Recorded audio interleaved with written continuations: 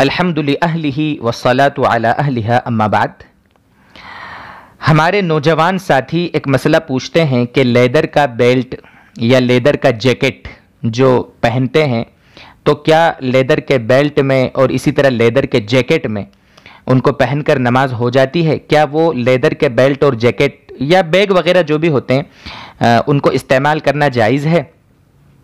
دیکھیے، اس میں لوگ خود ہی یہ فتویٰ دے لیتے ہیں کہ چونکہ چمڑے کا جو بیلٹ ہوتا ہے وہ خنزیر اور جو پگ ہوتا ہے، ناپاک جانور جو ہوتا ہے، اس کی چمڑی سے بنتا ہے، اس لیے ناجائز ہے، یہ خود ہی فتویٰ دے لیتے ہیں اور اس کو پہن کے نماز نہیں ہوگی یہ بول دیتے ہیں۔ حالانکہ کسی بھی چیز میں شک کی بنیاد پر، وہم کی بنیاد پر ہم فیصلہ نہیں کر سکتے۔ ہم نے کیا دیکھا ہے، کیا ہم نے تحقیق کی ہے کہ وہ ناپاک جانور کے ہی چمڑے سے بنا ہے؟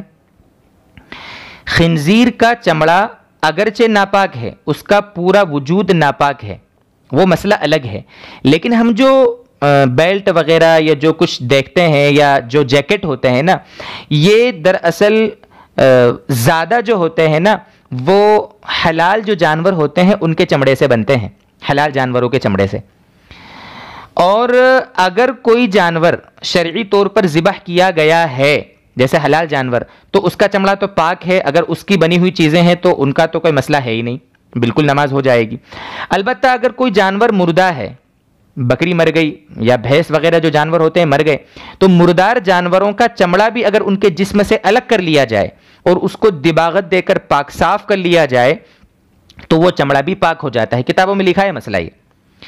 اور یہ جیکٹ اور لیدر بیگ وغیرہ بغیر دباغت دیے ہوئے، بغیر پاک کیے ہوئے وہ بنائے نہیں جا سکتے، ان چیزوں سے یعنی چمڑے سے یہ چیزیں نہیں بنائی جا سکتی۔ اس لیے کل ملا کے خلاصہ یہ ہے کہ لیدر کا بیلٹ ہے یا لیدر کا جو چمڑا ہے، لیدر کا جو جیکٹ ہے، ان چیزوں سے ان کو پہننا بھی جائز ہے اور ان کو پہن کر نماز پڑھنا بھی جائز ہے، کوئی مسئلہ نہیں۔ شک اور وہم کی بنیاد پر ہم یہ فیصلہ نہ کریں۔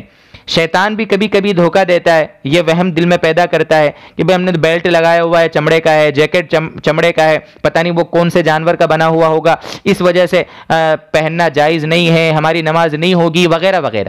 تو وہم میں نہ پڑیں، مزید اس کی ڈسکس اپنے علماء سے کریں۔ اللہ تعالی ہمیں سمجھائے، عمل کی توفیق عطا فرمائے۔